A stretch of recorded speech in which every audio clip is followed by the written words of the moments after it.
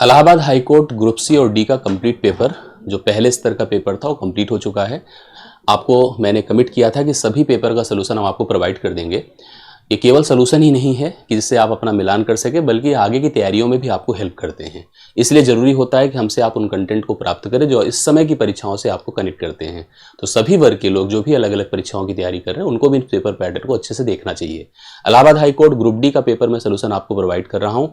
आप मेरे साथ एक एक प्रश्न का मिलान करते चलिए, देखते चलिए क्या ऐसे प्रश्न रिलेवेंट आपकी परीक्षाओं में आजकल देखने को मिल रहे हैं कि नहीं, और उनका सलूशन आप कैसे कर पा रहे हैं, कितने समय में कर पा रहे हैं। एक एनालिसिस आपके पास अपनी होनी चाहिए। सवाल नंबर 1 से हम चलते हैं, सीधा सीधा सवाल पर आते हैं। लेकिन इसके पहले मैं कहूँगा, सवाल मैं सॉल्व करा रहा हूँ। डिस्क्रिप्शन में टेलीग्राम ग्रुप है मैथ्स का, उससे आप जुड़े रहिए जिससे कि कनेक्टिविटी बनी रहे। वीडियो को अच्छा लगे तो लाइक जरूर करिएगा, शेयर जरूर करिएगा, जिससे कि अभी कनेक्टिविटी हमारी आपकी बनी रहे। अपने कमेंट्स और फीडबैक जरूर सुझाव में दिया करिए, जिससे कि हम उस पर भी आगे की प्रोसेस के लिए यूज कर सकें और जो भी आपकी जरूरतें हैं उस पर हम कार्य कर सकें। पहला सवाल होता है क्या, प्रथम 10 अभाज्य संख्याओं का योग क्या। आजकल जब भी मैं किसी तरह की बैचेस में पढ़ाता हूं तो अभाज्य संख्याओं की सीक्वेंसिंग को जरूर समझाता हूं। पहली अभाज्य संख्याओं की बात करा जाए तो सबसे पहली सबसे छोटी अभाज्य संख्या 2 होती है। उसके बाद 3 होता है, क्योंकि अभाज्य संख्या वह संख्या होती है जो खुद से कटती है और 1 से कटती है, इसके अलावा किसी से नहीं कटती हैं। इसके बाद की संख्याओं को अगर हम सोचें तो जैसे 5 आया, 7 आया, लेकिन इसके लिए ऐसे नहीं सोचना चाहिए। आपको मैं इसका एक तरीका बताता हूं जिससे कि हम अभाज्य संख्याओं को इजीली डिसाइड कर सकते हैं। अभाज्य संख्या अगर 3 से बड़ी है तो वह प्रत्येक संख्या 6 की पहाड़े में आने वाली संख्या से या तो 1 कम होगी या तो 1 ज्यादा, या तो आप डायरेक्ट सोच ले, कोई दिक्कत की बात नहीं है। अब 6 का पहाड़ा हम पढ़ें, 6 लिखा, 12 लिखा, 18 लिखा, ठीक है, 24 लिखा, 30 लिखा, 36 लिखा। अब इस तरह से करने के बाद अभी थोड़ी देर में कंफर्म हो जाएगा कितनी अभाज्य संख्याएं हमको नीड है और कैसे करेंगे। इसके एक पहले 5 है, इसके एक बाद 7 है, इसके एक पहले 11 है, इसके एक बाद 13 है, इसके एक पहले 17 है, इसके एक बाद 19 है, ठीक है, इसके एक पहले 23 है, इसके एक बाद 25 है, बट 25 की जरूरत नहीं क्योंकि 25 अभाज्य नहीं है, 25 भाज्य है, 5 से कट रहा है, पूर्ण वर्ग संख्या भी है। जोड़ के देखिए तो 1 number, 2 number, 3 number, 4 number, 5 number, 6 number, 7 हुआ, 8 हुआ, 9 हुआ, और एक और ले लेते हैं हम लोग 30 के पहले, तो 29 से हमारे पास कुल मिला के 10 हो गई। तो पहली अगर हमने 10 अभाज्य संख्याएं ली तो हमको सर्कल में यहाँ पर दिख रहा है, जिसका मतलब सीधा सीधा हम इन सभी को जोड़ेंगे, अर्थात 2 plus 3 plus 5 plus 7 plus 11 plus 13 plus 17 plus 19 plus और फाइनली 23 है। इस प्रकार से हमने सभी संख्याओं को जोड़ा। देखिए वर्बल भी जोड़ करके हम जा सकते हैं, इन डिजिट भी मिला सकते हैं, क्योंकि ऑप्शन में सारे अंतिम के अंक अलग अलग हैं। हम ऐसे भी चलकर देख सकते हैं। देखिए 2 3 5 5 10 हम 0 इन डिजिट से मिलाते जा रहे हैं, नहीं तो हम डायरेक्ट ओरल आंसर भी कर सकते हैं, ऐसी कोई बात नहीं। 2 3 5 5 10 10 7 17 17 11 28 28 10 38 3 41 41 10 51 7 58 58 10 68 9 68 9 77 और 77 को अगर हम इसमें जोड़े 90, इसका मिलाकर के अगर हम जोड़ लें तो हम 77 20 आपका 97 हो गया। अगर 77 20 हमने जोड़ा तो 97 हो गया। 97 में 9 अगर जोड़ दिया हमने तो मतलब हम अंतिम डिजिट से भी जा सकते हैं और डायरेक्टली भी जोड़ करके हम ऐसे आंसर बता सकते हैं, जो हम लोगों ने किया। जैसे हमने देखा कि हम अगर अंतिम डिजिट से चेक कर लें, भाई ऐसे तो आंसर आ ही रहा है।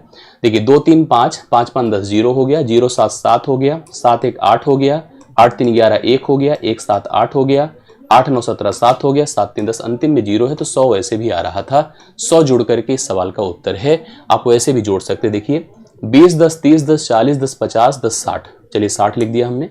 फिर देखिए 2 3 5 5 10 10 और कर दिया, 7 1 8 3 11 7 18 9 18 9 27 3 30, तो 30 जोड़ दिया। तो यहाँ पर देखिए कितना हो गया, 60 70 70 30 100, तो 100 डायरेक्ट आंसर है, जो कि चौथे ऑप्शन में राइट सोल्यूशन के रूप में दिया है। यहाँ पर जोड़ना मुख्य नहीं है, इसको डिसाइड करना बहुत जरूरी है। इसको निर्धारित नहीं कर पाएंगे तो गलती के चांसेस बढ़ जाते हैं। अगले सवाल पर आइए। ए का न्यूनतम मान ज्ञात करें जिससे कि 2 4 6 a 4 8 संख्या 8 से पूर्णतः विभाज्य है। कोई संख्या 8 से तभी कटती है जब उसके अंतिम के 3 अंक 8 से कटते हैं। इसके साथ साथ अंतिम अंक 2 से कटना चाहिए, जो कि 0 2 4 6 8 होगा। अंतिम 2 अंक 4 से कटना चाहिए, 48 4 से कट ही रहा है। अब ऑप्शन रख करके हमें निर्धारित करना पड़ेगा जिससे कि अंतिम के 3 अंक 8 से कट जाए। करेक्ट है। सबसे पहले अगर सबसे छोटे की बात किया तो 0 है। जैसे हम 0 पुट करेंगे 48 है, तीनों मिला दिए 8 छंगे 48, बिल्कुल कट जाएगा। तो इसमें बिना किसी डाउट के हम लोग सेकंड ऑप्शन लेंगे, 0 लेंगे। 0 इसका राइट सोल्यूशन है। 0 पुट करने से यह संख्या 8 से पूर्णतः विभाज्य होगी। आप लोग यहाँ पर सेकंड ऑप्शन पर जा सकते हैं। अगला क्वेश्चन देखिएगा। नंबर अपने पास है, लिखा है 12 XYZ, पहला नंबर है। दूसरा क्या है 3XY, अब कह रहा है कि इसका एलसीएम बताइए क्या होगा, लासा बताना है। लासा के लिए जब भी कभी इस तरह की जिसमें अलजेब्रा भी है, अलजेब्रिक टर्म भी है और न्यूमेरिक वैल्यूज भी हैं, तो आपको सबसे पहले नंबर का लासा लेना होगा। लासा मतलब वह सबसे छोटी संख्या जो प्रत्येक दी गई संख्याओं से पूर्णतः विभाजित हो। और साथ साथ मैं आपको बता दूं, अगर गुणनखंड करके जाते हैं तो प्रत्येक गुणनखंड को लेना, उसकी अधिकतम वैल्यू लेनी है। 3 और 12 की बात करें तो 12 3 से भी कट जाएगा, 12 12 से कटता ही कटता है। एक्स लेना है, एक ही पावर लेना है, यहाँ भी एक पावर है, यहाँ भी एक पावर है। वाई भी लेना है, जेड भी लेना है। 12xyz जो कि सबसे कटेगा, तो 12xyz के रूप में आप लोग चौथे ऑप्शन पर जा सकते हैं। इसका राइट सोल्यूशन आपका चौथा ऑप्शन हो जाएगा। अगले सवाल पर आइएगा। अगला देखिएगा क्वेश्चन क्या कह रहा है। एक व्यक्ति किसी दूरी को 50 किलोमीटर प्रति घंटे की गति से और वापसी में 30 किलोमीटर प्रति घंटे की गति से तय करता है, तो इस यात्रा के दौरान उसकी औसत गति क्या होगी। जैसे एक होता है कि लड़का एक स्कूल जाता है इस गति से, आता है इस गति से, समान दूरी होती है और ऐसे में उसकी औसत गति को ज्ञात करने का मतलब, अगर हम इस चाल को ए माने, इस चाल को बी माने, तो औसत गति होती है twice A B divide by A plus B. तब होती है जब सेम डिस्टेंस कवर की जाती है। तो 2 गुणे पहली गति है 50, अगली गति है 30, डिवाइड बाई 50 प्लस 30 कर दीजिए। 50 30 कितना होता है 80। लिखेंगे 2 गुणे, अब देखिए इसको हम सिंपल कर दें, 50 गुणे 30 कर दें, डिवाइड बाई 50 30 80 होता है। एक शून्य देखिए ऐसे खत्म, 2 चौके 8 होता है, 2 दूना 4, ये 25 हो गया, 25 यहाँ 75, 75 बटे आप करो 2, 37.5 हो जाएगा, 37.5 किलोमीटर प्रति घंटा, जो कि देखिए तीसरे ऑप्शन में आपको दिया गया है राइट सोल्यूशन के तौर पर। ठीक है, तो राइट सोल्यूशन यहाँ पर 37.5 किलोमीटर पर आवर है, जो कि आपको तीसरे ऑप्शन में दिया गया है। अगला सवाल देखिएगा। उस वर्ग का परिमाप ज्ञात कीजिए जिसका क्षेत्रफल 48 सेंटीमीटर स्क्वायर है। वर्ग का परिमाप हमको बताना है जिसका क्षेत्रफल दिया गया है। आपको बता दूं, वर्ग ऐसा फिगर है जिसकी सभी भुजाएं बराबर होती हैं और उसका जो क्षेत्रफल होता है वो होता है एरिया बराबर ए स्क्वायर। अब ए स्क्वायर का मान 48 अगर दिया है, ए स्क्वायर का ए बराबर √48 होगा। √48 को हम लोग क्या लिख सकते हैं, क्योंकि हमें तो वर्गमूल डायरेक्ट किसी का पूर्ण वर्ग तो है नहीं। अब पूर्ण वर्ग है नहीं तो हम लोग इसके लिए लिख सकते हैं 16 गुणे 3, क्योंकि 16 पूर्ण वर्ग है 4 का। अब अगर 16 का वर्गमूल आप जानते हैं 4, तो हो जाएगा 4√3, जो कि भुजा हो गई। सभी भुजाएं आपकी 4√3 हो गई। परिमाप किसी भी आकृति का उसकी सभी भुजाओं का जोड़ होता है, तो सभी भुजाओं के जोड़ के हिसाब से भी जा सकते हैं। और परिमाप के लिए मैं आपको बता दूं 4 × a होता है। 4 गुणे भुजा करिए, 4 गुणे 4√3 कर दीजिए, 4 चौके 16√3 हो जाएगा। 16√3 सेंटीमीटर चौथा ऑप्शन इस प्रश्न का राइट सोल्यूशन है। आप लोग देख सकते हैं। आशा करता हूं ये भी आपको समझ में आया होगा, कंफर्म कर लीजिएगा। अगले सवाल पर आइएगा। निम्नलिखित में कौन सबसे बड़ी भिन्न है। कुछ भिन्न दिए गए हैं, इनमें हमको सबसे बड़ी भिन्न बतानी है, कौन सी होगी, कैसे होगी। आइए फटाफट डिसाइड करते हैं। थोड़ा भिन्नों को उनके सरलतम रूप में लिखिए। 2 3 6, 2 5 10, 3/5 है, 1/3 है, 4/15 है, 4/15 है, 7/9 है। मैं आपको बता दूं, ऐसी कंडीशन में जैसे हमारे पास इस प्रकार से भिन्न देखिए 3/5 है सबसे पहले, 1/3 है करेक्ट है, 4/15 है और 7/9 है। मैं आपको बता दूं, जब भी भिन्नों के या तो हर समान हो तब हम लोग निर्धारित कर लेते हैं, अंश समान है तो भी निर्धारित कर लेते हैं, या तो अंश हर का अंतर समान हो तो भी निर्धारित कर लेते हैं। लेकिन यहाँ पर ना तो पहली कंडीशन, ना तो दूसरी कंडीशन, ना तो अंतर ही सेम है। नहीं है तो हम लोग एक चीज़ करते हैं, हम एलसीएम लेने की कोशिश करते हैं तीनों के, सभी के डिनोमिनेटर्स का। अगर वो भी आपको डाउट दे रहा है तो एक और प्रोसेस होता है, जैसे कि यहाँ पर मैं आपको बता दूं, यहाँ पर तो फिलहाल आप एलसीएम से जा सकते हैं क्योंकि बहुत ऐसी प्रॉब्लम नहीं है, सिंपल आप एलसीएम से इस सवाल को निर्धारित कर सकते हैं। जैसे अगर आप देखिए तो क्या हो जाएगा, 45 एलसीएम होगा क्योंकि 15 3 45 और सबसे कटेगा, 5 9 45, 9 3 27 होगा, 3 15 में 45 और 15 3 45, 3 चौके 12 हुआ, 9 5 45, 5 7 35 हुआ। तो सबसे बड़ा यहाँ पर 35 दिख रहा है जो कि ऊपर आपके सामने 7/9 के रूप में है। तो 7/9 is the largest fraction here, सबसे बड़ा भिन्न कहलाएगा, जो चौथे ऑप्शन में आपको दिया गया है। हर समान कर लिया, हर समान करके हमने निर्धारित कर दिया कि कौन सा भिन्न सबसे बड़ा है। हम डेसिमल भी बना करके ऐसे भिन्नों को निर्धारित करते हैं जो कि आपको ईजी करता है, चीज़ों को आसान कर देता है। आगे देखिएगा, यम का न्यूनतम मान जिसके लिए 2m + 1 एक अभाज्य संख्या नहीं है, क्या है, केवल दिए गए विकल्पों में। हमें यम एक ऐसा लेना है जिसको रख देने से यह संख्या अभाज्य ना हो, और न्यूनतम मिनिमम पूछा है वो भी विकल्पों में से पूछा है, मतलब ऐसे प्रॉपर नंबर नहीं लेना है। तो इसलिए हम सबसे छोटे शुरू करेंगे। सबसे छोटा 3 है तो 2 गुणे 3 करिए प्लस 1 करिए तो 6 1 7 हुआ। तो 7 तो अभाज्य है, तो हम इसलिए 3 को नहीं ले सकते हैं, 3 को नहीं ले सकते। अगला नंबर 4 आया तो 2 गुणे 4 प्लस 1 करिए तो 4 दूना 8 1 9 हुआ। 9 एक भाज्य संख्या है, इसलिए हम 4 को सेलेक्ट कर लेंगे। तो तीसरा ऑप्शन राइट सोल्यूशन हो जाए। बाकी आगे पॉसिबल हो तो नहीं ले सकते हैं, क्योंकि 9 भाज्य है, भले भी समय लेकिन भाज्य है, इसलिए हम 9 के लिए चौथे को यहाँ 4 को जो तीसरे ऑप्शन में उसको सेलेक्ट करेंगे। 2 चौके 8 हुआ, 8 में 1 जोड़ा तो 9 हुआ। ठीक, अब अगला सवाल हम लोग देखते हैं। सवाल बड़ा अच्छा सा है, ग्रुप डी के लेवल का, तो मतलब कंफ्यूज होगा, थोड़ा सा कंफ्यूजन आएगा, लेकिन फिर भी इजीली कर सकते हैं। सवाल क्या है, एक 2 अंकों की संख्या है, इसके अंकों की योग की p गुना है, करेक्ट है। यदि इसके अंकों को पलटते हैं, मतलब चेंज करते हैं, तो बनी संख्या जो होती है इसके अंकों की योग की h गुना हो जाती है। तो 2h का मान हमसे पूछ रहा है, सवाल को समझते हैं कैसे करना है। सबसे पहले मैं बता दूं कि कोई भी 2 अंक की संख्या होती है, ठीक है, 2 अंक की अगर कोई संख्या है तो उसको हम प्रेजेंट कैसे करते हैं, 10x + y के रूप में। अब जहां पर x क्या होता है, टेंस डिजिट होता है, मतलब दहाई अंक होता है, और y क्या होता है, यूनिट डिजिट होता है, अर्थात इकाई अंक होता है। कोई भी संख्या की बात करिए, इसको अगर हम प्रॉपर स्टेटमेंट बना के आपको समझाएं तो कुछ ऐसी स्थिति होगी कि हमारी जो संख्या है 10x + y, अंकों का योग मतलब जो 2 डिजिट यूज किए जा रहे हैं इकाई और दहाई, उसका h गुना है, p गुना है, सॉरी। फिर अगर अंकों को पलटते हैं तो योग थोड़ी बदल जाएगा, अंक तो वही है, उसका h गुना है, तो हमसे 2h का मान पूछा है। इन्हीं ऑप्शन से रिलेट करते हुए सवाल को हल करना है। हम ऐसे ना जा करके हम सीधा कोई एक नंबर सोच लें, अपने मन से जो मर्जी आपको कोई 2 डिजिट का नंबर सोच लीजिए। आप कुछ भी सोचो अपने हिसाब से, मतलब आपको कनेक्ट करता चाहिए बस। जैसे हमने 45 लिया, अब कोई भी नंबर आप अपनी मर्जी से सोच लीजिए, कोई ऐसी बात नहीं है। इसके अंकों का जोड़ कितना होगा, 9 होगा। 9 पचे कितना है, 45 है। तो इसका मतलब आपका जो p हो गया कितना हो गया बताएं, 5 हो गया। अब अगर अंकों को पलटते हैं तो 54 आएगा। 9 छंगे कितना होगा, 54। तो इसका मतलब h का मान बोले कितना होगा, 6। अब सवाल में हमसे पूछा है कि 2h का मान क्या होगा। अब 2h का मतलब इस हिसाब से देखा जाए तो 2 गुणे 6 है, अर्थात 12 है।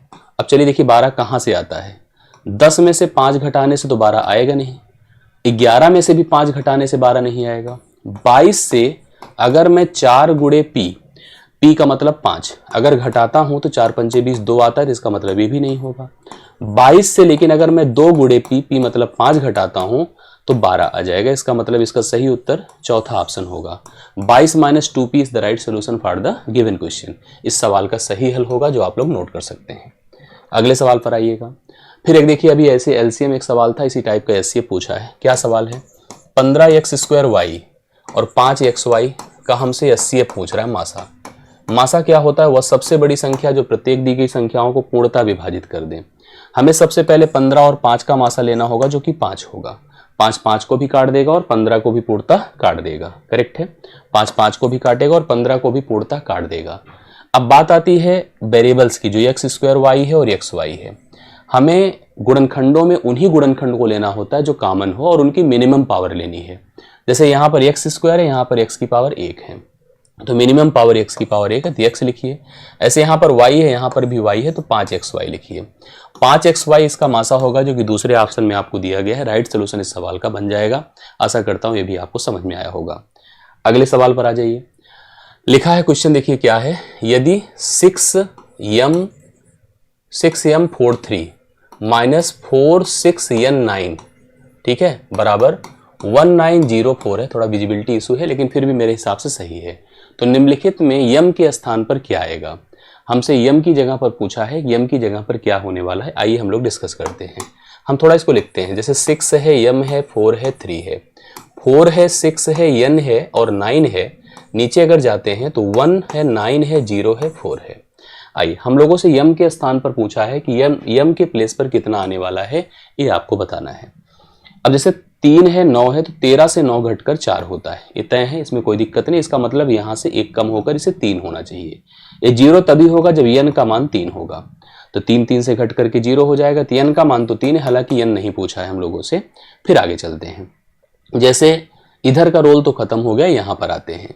क्या घटा दूं, 6 मतलब 6 को किससे घटा दूं कि 9 आए। तो हम सबको पता है कि अगर हम 6 को 7 मतलब जैसे अगर इससे हिसाब से देखा जाए तो 9 6 15, अर्थात यहाँ पर अगर 5 होता तो 5 एक उधार लेता, खुद को 15 बनाता, 15 से 6 घटता तो 9 आता। इसका मतलब सही पूछा जाए तो यम की जगह पर 5 होना चाहिए। अब इधर 5 बचता, 5 से 4 घट करके 1 हो जाता। तो सवाल का सही उत्तर क्या हो जाएगा, 5 होगा, जो चौथे ऑप्शन में आपको दिया है। एकदम एग्जैक्ट सोल्यूशन ये आपका बन जाएगा। अगले सवाल पर आइए।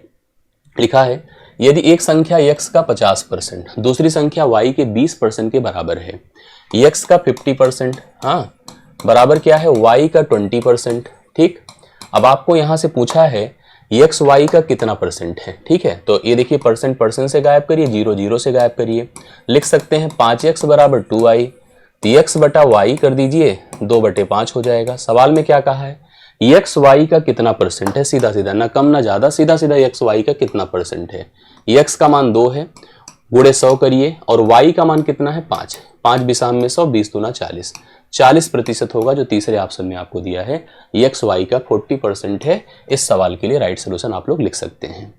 अगले सवाल पर आइएगा, बहुत आसान देखिए क्वेश्चन, देखिए बढ़िया है। 60 की पावर 60 है डिवाइड बाई 30 की पावर 30 है, तो कह रहा निम्नलिखित में किससे मैच कर जाएगा, क्या हो जाएगा। पहले आपको कुछ बातें यहाँ समझ लेनी चाहिए। जैसे 60 की पावर 60 है, सीधा कोई सोचे कि चले हम इधर उधर काट दें, तो ये सोल्यूशन तरीका सही नहीं होता है। इसका टर्म आप समझिएगा। मैं इसको लिख सकता हूँ 2 गुणे 30 की पावर, 2 गुणे 30 लिख सकता हूँ 60, पावर 60 डिवाइड बाई 30 की पावर 30 है। करेक्ट है। चलिए अब आगे बढ़ता हूँ। देखिए इसमें कोई दिक्कत की बात नहीं, जैसे मैंने प्रेजेंट किया है।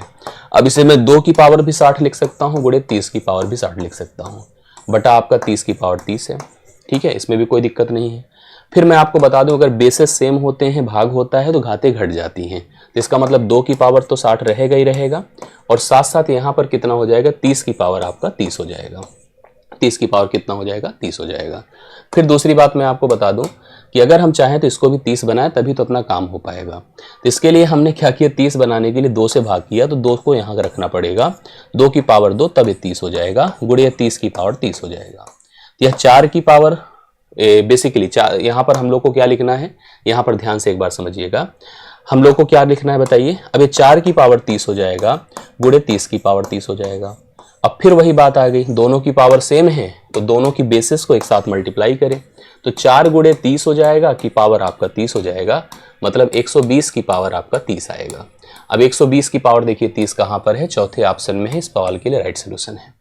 इंडिसेस जिसने अच्छे से कनेक्ट किया है उसको यह समझ में आया होगा, और आराम से वह इसका उत्तर बता भी सकता है। तो इस सवाल का राइट सोल्यूशन आपके सामने है, जो कि डी ऑप्शन चौथे ऑप्शन में है। 120 की पावर 30 राइट सोल्यूशन होगा। अगला सवाल, एक 10 सेंटीमीटर त्रिज्या वाले वृत्त के अंतर्गत इनस्क्राइब वर्ग का क्षेत्रफल।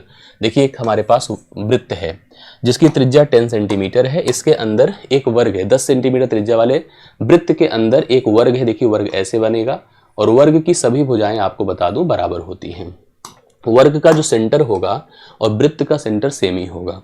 यहां से जो ए लेंथ होगी, ए इसका डायगोनल होगा, विकर्ण होगा। ठीक है, किसका, वर्ग का, और यही होगी वृत्त का व्यास। वृत्त का क्या हो जाएगा, व्यास हो जाएगा। वृत्त का व्यास हो जाएगा, क्यों, क्योंकि सेंटर से होकर जाने वाली और सतह को मिलाने वाली रेखा ही व्यास कहलाती है। तो अगर यह लेंथ आपकी त्रिज्या थी, त्रिज्या सेंटर है, यहां से यहां तक लेंथ है, तो 10 है, तो यह भी 10 हो जाएगी। अर्थात हम लोगों से कहा ही था वर्ग का क्षेत्रफल निकालने को, तो वर्ग का हमारे पास विकर्ण आ चुका है 20, डी बराबर 20 है। और वर्ग के विकर्ण का नियम होता है √2 इंटू भुजा बराबर 20 है, तो ए बराबर 20 बटा √2 है, 20 बटा √2 है। अगर भुजा आ गया तो क्षेत्रफल निकालना भी आसान है, एरिया बराबर भुजा का स्क्वायर होता है। ठीक है, भुजा का वर्ग होता है, तो 20 बटा √2 का स्क्वायर कर दीजिए, तो आपके सामने स्थिति कितनी हो जाएगी बताइए।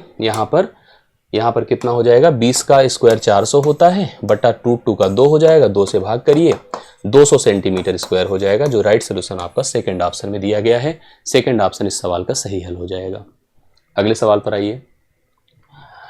किसी त्रिभुज के दो कोणों की माप 15 और 85 है। तीसरे कोण का माप, त्रिभुज के तीनों अंतःकोण जोड़कर 180 होते हैं। अगर दो कोण जुड़कर 85 और 15 हैं, तो 85 15 आपका इस 100 हो गया, और जो बचा 80 और जोड़ेंगे तब जाकर 180 होगा, क्योंकि त्रिभुज के तीनों अंतःकोणों का जोड़ 180 होता है। तो इसमें ओरल सोल्यूशन आपका 80 डिग्री हो जाएगा, जो तीसरे ऑप्शन में दिया गया है, आप लिख सकते हैं। हमसे कहा है 17/15 का व्युत्क्रम क्या होगा, रेसिप्रोकल क्या होगा, 15/17। व्युत्क्रम वही होता है जो आपसे मल्टीप्लाई हो और आपको 1 बना दे। तो ये सब पॉसिबल है कि अंश को हर बनाए, हर को अंश बनाए। अगला सवाल, ये था ग्रुप डी लायक सवाल। हाँ, 5.93 गुणे 10 था, किसके बराबर होगा, ये भी ग्रुप डी लायक सवाल है। अब आप देखो 10 से गुणा करने का मतलब एक स्टेप आपको सपोर्ट मिल जाएगा, तो यह 59.3 हो जाएगा। 59.3 जो चौथे ऑप्शन में आपको दिया है, इस सवाल का सही हल हो जाएगा। ठीक है, अगले सवाल पर आ जाइए। दी गई श्रेणी में अज्ञात लुप्त संख्या निकालनी। 2 के बाद 6 है, 6 के बाद 14 है, 14 के बाद 30 है, कैसे बढ़ रहा है, ठीक है। चलिए देखिए 2 4 6 हो रहा है, 4 जुड़ा है, और 6 8 14 हो रहा है, 14 16 30 हो रहा है, मतलब ऐसे देखी जा रहा है। पहले यहाँ पर 4 है, 4 के बाद 8 है, फिर आपका 16 है, मतलब ऐसे देखिए ऐसे बढ़ रहा है ना, समझिए 4 1 के 4 है, 4 दूना 8 है, मतलब इस हिसाब से देखिए बढ़ता जा रहा है। जैसे 4 है, 4 के बाद 8 हुआ, और फिर हमारा 8 और जुड़ा, मतलब 4 4 8 हुआ, 8 8 16 हुआ, तो 16 16 32 जुड़ेगा, तो कितना जुड़ेगा 32।